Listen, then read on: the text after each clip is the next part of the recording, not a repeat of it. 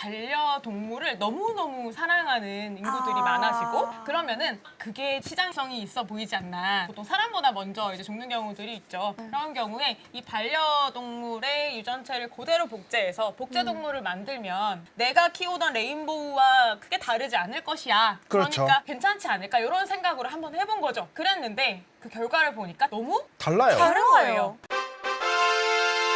인사할 시간도 많습니다. 여러분의 시간을 낭비해드릴 느리지만 쿨한가? 랩미팅입니다. 반갑습니다, 교수님들.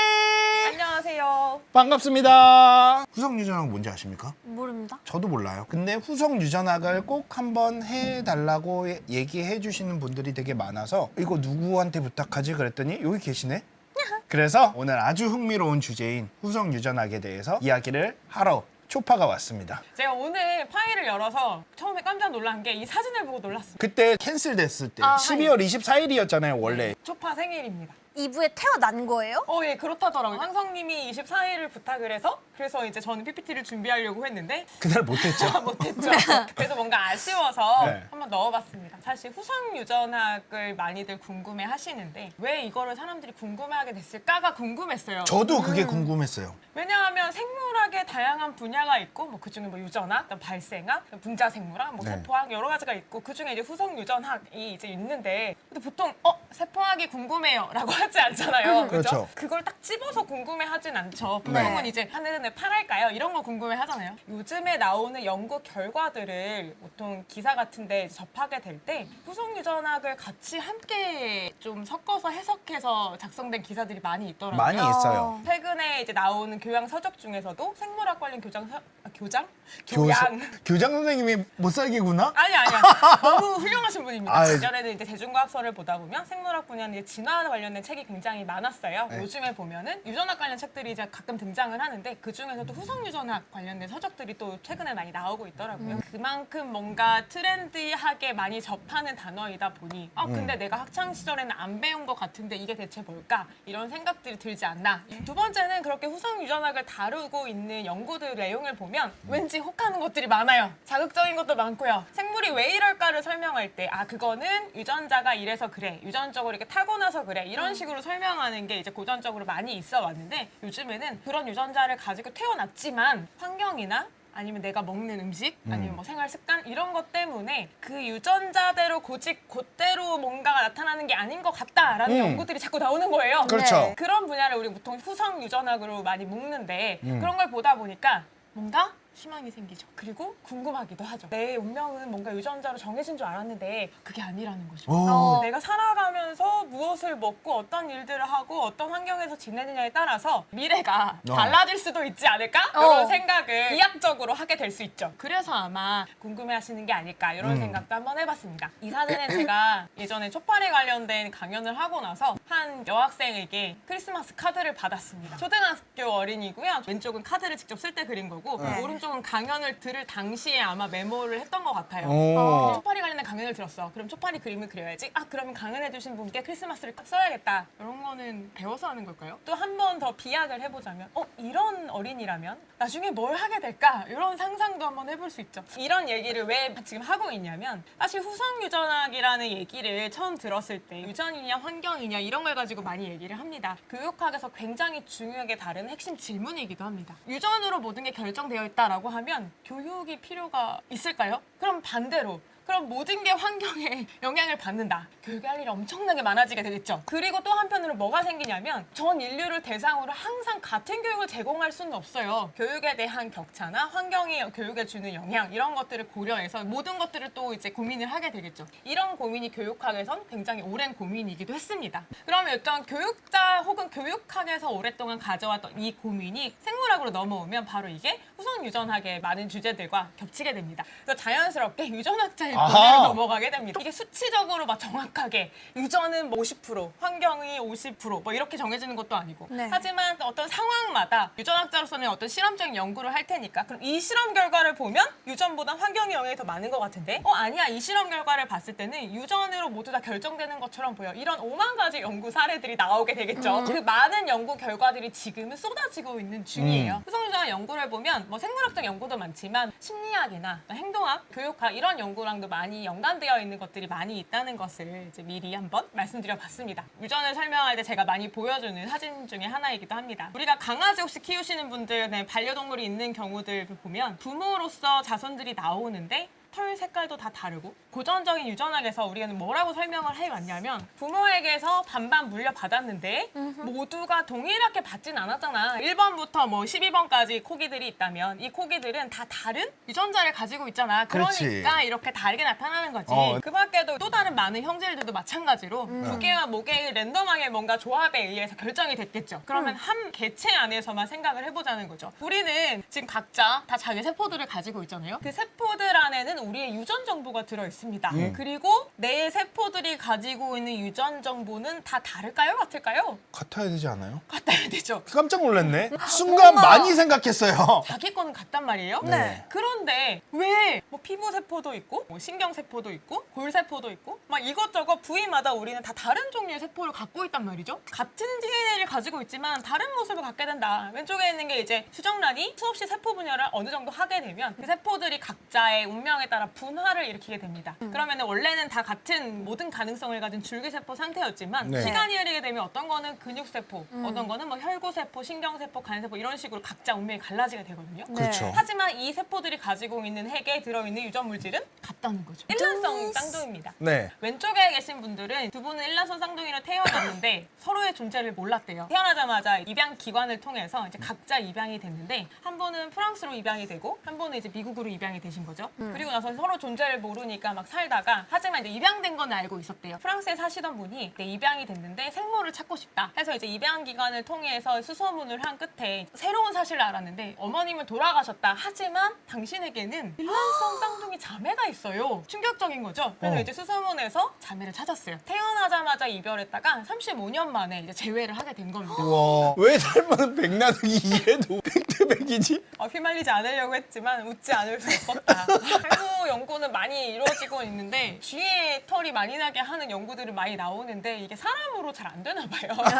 쥐의 털을 나오게 하는 연구들은 많이 진행이 되고 있으니까 언젠가는 이제 사람도 해결이 될 수 있지 않을까. 네. 아무튼 근데 둘이 그렇게 생리별을 하게 된 이면에는 미국의 국가연구비를 제공받아서 수행했던 연구 과정 때문에 둘이 헤어지게 됐다는 걸 알았어요. 일란성 쌍둥이라 할지라도 환경에 따라서 인성이 다르게 형성되는가라는 연구 주제를 가지고 실험을 하는 중이었고 네. 실험을 위해서 그렇게 부모가 없이 입양기관에 맡겨진 일란성 쌍둥이들 한 13명 정도를 실험 대상으로 해서 강제 생이별을 당했던 어머. 당시 연구를 주도했던 박사를 찾아가서 이제 인터뷰를 했는데 녹음을 하지 않는 조건으로 이제 이야기를 해줬는데 일단 연구는 시작이 된 게 맞고 하지만 연구의 어떤 비윤리적인 면들 때문에 연구는 한 1년 만에 중단이 되었다. 그래서 연구 내용은 이제 연구의 대상이 됐던 쌍둥이들이 먹는 거, 뭐 생활하는 거, 발달 과정 이런 거에 대한 보고를 다 받았었다고 하고요. 누적된 자료는 연구가 종료된과 동시에 잘 모아서 어느 대학에 이제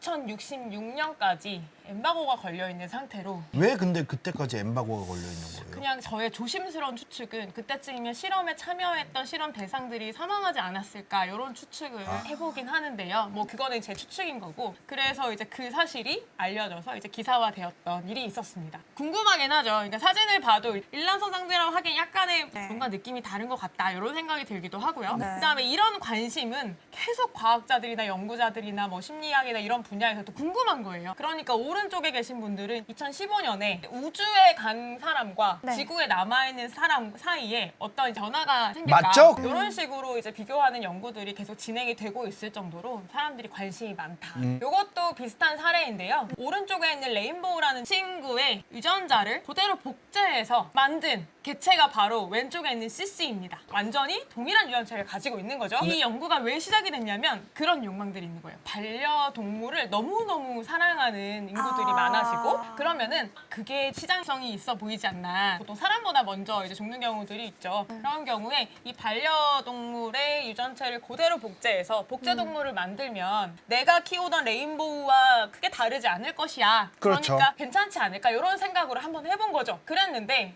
그 결과를 보니까 너무 달라요. 다른 거예요. 거예요. 연구자들이 이상하다. 혹시 뭔가 복사하는 과정에서 유전자가 뭔가 바뀐 게 아닐까? DNA 검사를 했더니만 여전히 유전체는 동일하게 나왔다고 합니다. 이제 이런 부분들이 바로 후속 유전학으로 풀어야 하는 문제들로 대두가 되게 됩니다. 그래서 결국 유전체의 변화가 아니라면 어떻게 이런 형질 변화가 나타날 수 있는 것인가? 그러면서 슬금슬금 떠오르는 사람이 한 명 있게 됩니다. 우리 가운데 있는 기린 그림 중학교 정도의 교과서에서 배웠던 기억이 아마 나실 텐데요. 기린이 지금처럼 목이 길어진 이유는 무엇일까? 설명하는 두 가지 대표적인 주장이었습니다. 위에 계신 분이 성함이 많이 길죠. 네, 많이 기네요. 라마르크라는 이름을 보면 들어본 적 있어 이런 분들 네. 계실 텐데요. 그다음에 아래쪽은 그 이름도 유명하신 다윈이십니다. 아, 기린의 목이 길어진 이유를 설명할 때 보통 라마르크는 획득 형질의 유전 뭐 이런 식으로 설명을 했는데 그렇죠. 네. 그래서 이제 두 마리의 기린이 높은 데 있는 나뭇잎을 먹고 싶어서 열심히 매일매일 노력한 끝에 목이 좀 길어졌고 점점점 더 길어져서 드디어 위에 있는 나뭇잎을 따먹을 수 있게 됐다. 그리고 이제 자손을 낳았더니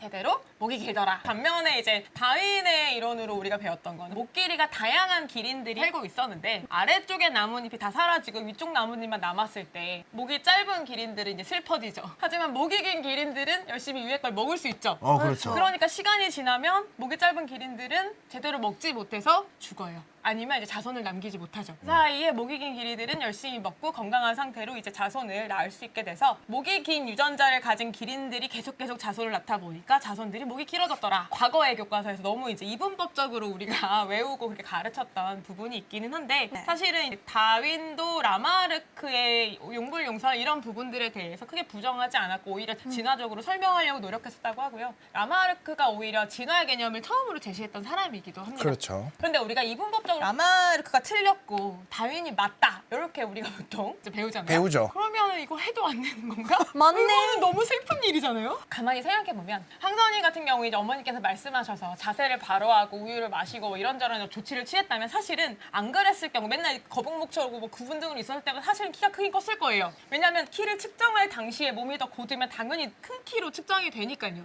거기까지는 사실은 틀리지 않을 수 있어요. 근데 문제는 왜 사람들이 그 라마르크의 이론을 받아들이지 않았었냐면 그게 자손에게 과연 유전이 될까라는 거죠. 나의 노력이 내 자식한테 그대로 전달이 되나? 그러면 운동선수 같은 경우에는 내가 이제 열심히 운동을 해서 근육도 키우고 야구를 예를 들어 잘하게 됐는데 그렇다면 이게 자손에게 넘어가서 얘는 태어나서 조금만 하면 이거 갑자기 막 엄청 강타자가 되고 이러냐라는 걸로 보통은 이제 발레를 많이 들었었거든요. 요즘 야구 이정우 선수. 그러니까 그것 때문에 깨졌다니까요. 어. 생물학계가 이러고 있으면 안 된다. 양해를 구하고 어떤 그 집안의 가계에 대해서 연구를 좀 해야 된다라고 생각합니다. 여쭤볼까요? 아무튼 라마르크가 완전히 잘못되었다라고 우리가 그동안 잘못 생각을 했었는데 그것이 아닐 수도 있겠다라는 네. 얘기가 후성생물학이 나오면서 반짝반짝 다시 대두가 되고 있습니다. 근데 사실은 그 역사를 파헤쳐보면 뭐 다윈이 물론 유명해지고 진화론이 승승장구하면서 그동안 그럼 라마르크의 이론은 폐기가 되고 묻혔냐라고 한다면 그건 사실 아니었고요. 라마르크의 이론을 지지하고 그것을 증명해주고 싶은 과학자들의 분파도 있었던 거죠. 그들이 많이 연구했던 부분이 뭐냐면 초파리입니다. 독하다. 어떻게든 연결을 하는 초파리를. 초파리를 가지고 무슨 실험들을 했냐면 온도, 뭐 화학물질, 인조리 이런 스트레스를 초파리한테 엄청 강력하게 준 거예요. 극단으로 몰아가면 혹시나 이 친구에게 어떤 변화가 생겨서 그것이 자손에게 영향을 주지 않을까. 하지만 안타깝게도 이제 결정적인 것들이 계속 나오지 않아서 하지만 이 노력은 계속 해오고 있었고 네. 쥐를 가지고도 이제 많은 실험들이 있었는데 쥐를 가지고 한 연구에서는 약간의 성과가 있기도 했던 게 임신한 암컷쥐에게 우리 옛날에 환경 호르몬 이런 얘기도 많이 들었을 텐데 네. 이제 환경 호르몬을 환경 호르몬이라고 부르는 이유가 이제 몸 안에 들어오면 마치 호르몬처럼 이제 내분 비계를 교란시켜서 몸에 어떤 변화를 일으킨다. 그런 실험을 임신한 쥐를 대상으로 해서 그 임신한 쥐가 이제 가지고 있는 태아가 태어났을 때 혹시 그런 거에 영향이 있을까에 대해서 실험을 한 결과들이 있습니다. 그랬더니 이제 놀랍게도 당연히 영향이 있었고요. 특히나 생식계통에 영향이 있던 것들이 이제 밝혀졌고요. 비슷하게도 이제 수컷쥐를 대상으로 알코올 의존성 쥐를 만든 다음에 네. 자손에게 이제 영향이 가는가 이런 것들에 대한 연구들도 있었고, 그러니까 뭔가 후성유전학이라는 용어가 이렇게까지 주류로 올라오기 전에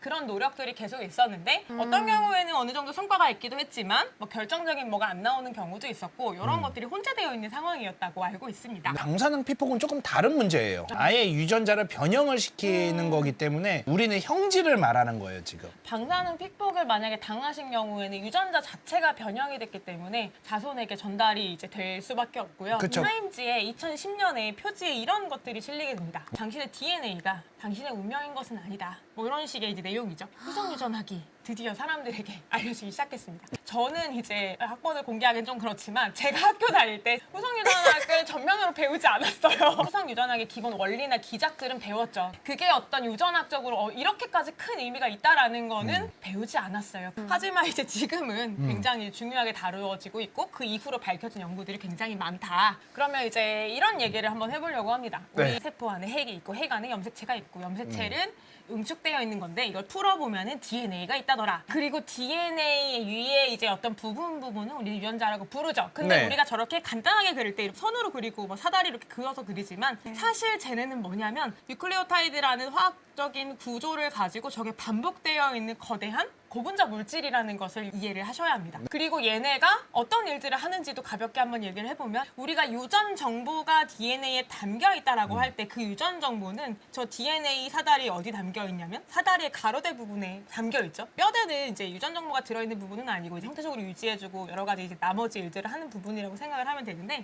DNA를 안에 정보를 갖고 있을 때 단순히 갖고 있는 것만으로는 아무 의미가 없어요. 갖고 있는 걸 가지고 이제 무언가를 해야겠죠. 그럼 무언가를 하려면 이 안정된 상태의 사다리를 풀어 헤쳐야 합니다. 왜냐하면 정보는 가운데에 들어있잖아요. 저기 안에 있는 정보를 밖으로 꺼내야 하는데 그래서 뭘 하게 되냐면 제가 가진 정보를 한 가닥짜리 RNA로 옮겨주는 일을 하게 돼요. 그걸 우리는 전사라고 부르죠. 보통 어떤 걸 전사라고 하냐면 예를 들어 지금 워리어는 우리가- 아니죠? 아니요. 나랑 같은 사람. 이거는 국졸 개그죠? 네. 예를 들어 우리가 뭔가 얘기를 해요. 얘기하는 걸 녹음을 합니다. 녹음을 했다는 건 이제 말의 형태로 이제 저장이 된 거죠. 그렇죠. 요거를 글로 옮기는 작업을 할 때가 있어요. 네. 그거를 우리가 보통 전사라고 합니다. 뭔가 형태를 한번 바꿨어요. 하지만 언어는 여전히 동일하죠. 염기의 언어에서 염기의 언어로 넘어왔을 뿐이죠. 그 다음에 이제 전사로 넘어온 것을 한 번 더 변형하게 되는데 그 과정을 우리 번역이라고 합니다. RNA에서 번역 과정을 거치면 드디어 비로소 아미노산이 연결된 폴리펩타이드가 만들어지고 뭔가 기능을 하거나 뭔가 구성을 할 수 있는 단백질을 만드는 기초가 만들어지죠. 이 과정은 번역이라고 부릅니다. 번역은 어떤 걸 우리가 번역이라고 부르는지 생각해보면 좀 더 이해가 쉬운데 한국말로 이렇게 말하고 있어요. 근데 이거를 번역을 한다라고 하면 보통 외국어로 바꾸죠. 그러면 DNA나 RNA는 염기의 언어를 사용했단 말이에요. 네. DNA는 ATGC를 사용했고요. RNA는 비슷하긴 하지만 하나만 바뀐 뭐 T 대신 U가 들어간 여기까지는 전사거든요. 그런데 폴리펩타이드부터는 아미노산의 언어를 쓰게 됩니다. 즉 여기에서 한번 번역을 해주는 일이 일어나요. 그래서 드디어 만들어진 단백질을 가지고 우리가 이것저것을 하게 되는데 옛날에는 뭐라고 생각했냐면 DNA의 어떤 부분이 단백질을 만들어 이 단백질을 만들어야지만 어떤 특수한 역할이나 기능을 할 수 있고 의미가 있어. 즉 DNA지만 단백질을 만들지 못하는 부분은 그러면 쓸모가 없겠구나. 그럼 단백질을 만들지도 않는데 쟤네는 왜 있는 걸까? 이런 궁금증으로 넘어가게 되죠. 왜 존재하는지 모르는 이런 염기서열들이 되게 많거든요. 그래서 옛날에는 막 정크 DNA 뭐 이런 식으로 불렀지만 이제 지금은 이제 그 뒤로도 연구가 많이 진행되다 보니까 사실은 그런 비번역 부위 혹은 암호화되지 않은 부위들이 오히려 굉장히 중요한 역할들을 많이 하고 있구나라는 네. 것들이 많이 밝혀지긴 했어요. 왼쪽이 원핵이고 오른쪽이 진핵세포라고 나오는데 차이는 이제 가운데 커다랗게 핵막으로 둘러싸인 공간이 따로 독립되어 있느냐의 여부에 사람은 진핵세포에 해당이 되죠. 저 핵막이 있기 때문에 저 전사랑 번역 과정을 가만히 보면 단계가 어때요? 늘어났죠? 정교한 느낌이 좀 더 들죠? 장단점은 줄이 분명히 있어요. 그렇다고 진핵세포의 어떤 전사 번역 과정이 훨씬 더 좋냐? 그것만은 아니고 오히려 원핵세포는 굉장히 빠르고 신속하게 많이 일어날 수 있다는 장점이 있다면 진핵세포는 좀 천천히 일어나긴 하는데 정확하게 일어나는 거에 좀 더 무게감이 좀 더 있죠. 자, 단계가 이렇게 많아지다 보면 중간중간에 여러 가지 사건들이 일어날 가능성, 여지들이 생기는데 그 가능성 중에 어떤 것들은 실수할 수 있는 가능성 아니면 뭔가가 개입을 해서 저 과정을 조절할 수 있는 가능성이 생기게 되죠. 왜냐하면 단계가 뭐 3단계밖에 되지 않는다라고 한다면 뭐 네. 조절을 하거나 뭘 할 때 건드릴 수 있는 부분은 여기 3개밖에 없어요. 하지만 단계가 늘어나게 되면 네. 뭔가 내가 건드려 볼 수 있는 여지가 굉장히 많아지죠.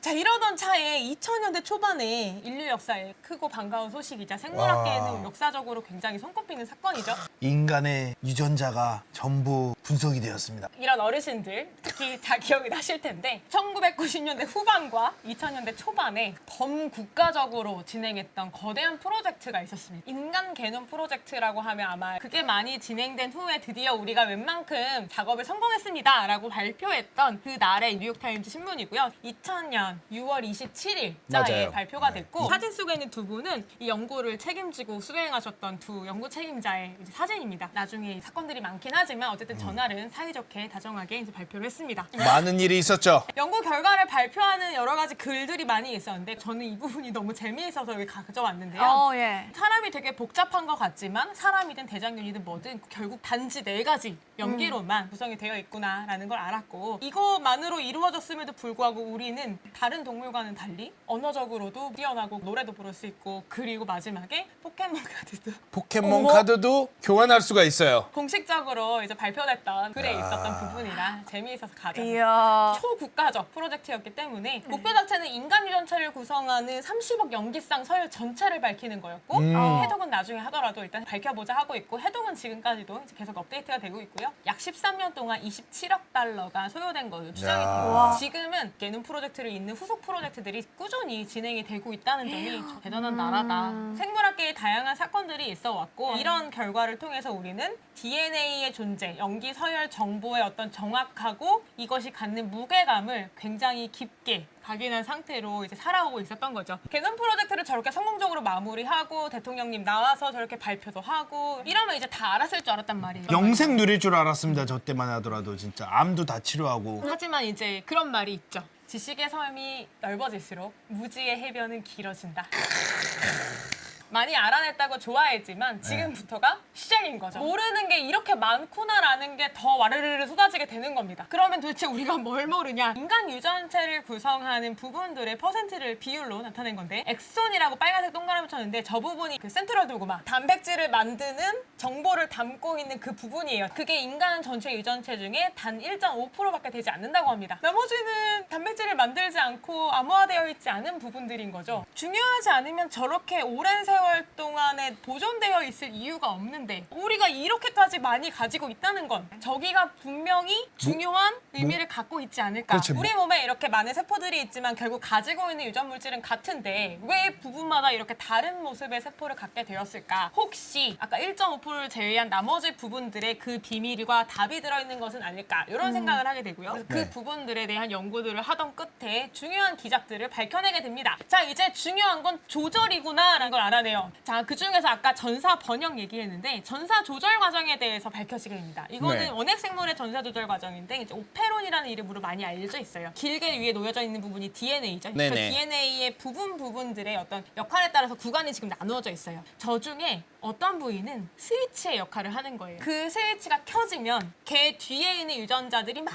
전사가 되고 전사가 된다는 건 RNA가 만들어지고 그럼 그 RNA가 다시 번역이 돼서 아미노산을 만들 수 있다는 거겠죠? 네. 근데 저 스위치가 꺼지면 그 뒤에 있는 유전자들은 침묵하는 거예요. 저희 셋이 하나하나의 유전자라고 한다면 지금은 저만 말하고 있죠. 네. 저만 활성화되어 있는 거예요. 하지만 제가 항성님한테 질문을 해요. 그럼 항성님 뭔가 말을 하기 시작하겠죠? 그럼 이제 항성님의 스위치가 켜지게 되죠. 돌연변이가 일어날 수도 있고요. 스위치가 있어서 만들어야 할 때 만들지 말아야 할 때 이런 식의 조절 방식이 나타나게 되고요. 이거 굉장히 단순하면서도 효율적인 방식이에요. 원핵 생물에서 이게 유명해진 이유는 원핵 생물은 하나의 스위치만으로 여러 개의 유전자를 동시에 조절할 수가 있다는 게 밝혀져요. 진핵 생물 같은 경우는 그렇게 만만치 않아요. 자, 왼쪽 그림은 뭐냐면 염색사라고 적혀 있죠. 염색사는 우리 염색체 하면 생각나는 그 X자 형태 있죠. X자 형태는 모든 실이 단단하게 응축이 돼서 X자로 이렇게 형태를 만들고 있는 거거든요.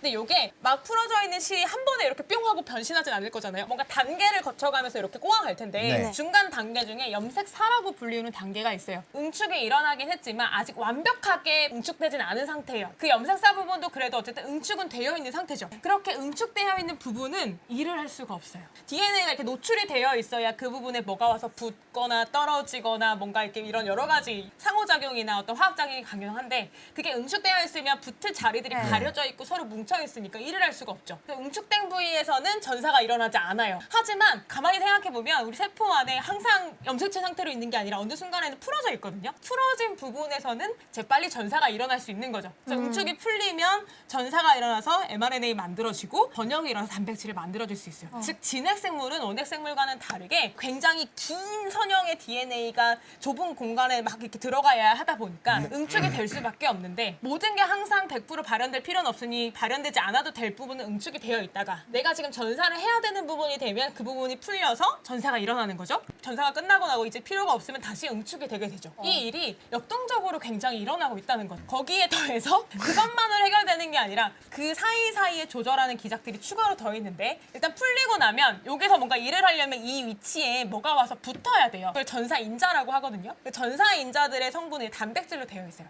그럼 주변에 이제 둥둥둥둥 떠다니다가 저기 풀렸어 하면 거기 몰려가고 이렇게 붙어가지고 일을 하게 됩니다. 근데 걔네가 온전하게 붙지 않으면 제대로 일어나지가 않겠죠. 않겠죠. 즉 온전한 전사 복합체를 형성해야지만 전사가 일어날 거고요. 근데 재밌는 건 우리의 세포마다 들어있는 전사인자들의 구성이 조금씩 다르다고 합니다. 인사할 시간도 많습니다. 여러분의 시간을 낭비해드릴 느리지만 쿨한 과학. 랩미팅이었습니다. 감사합니다, 교수님들.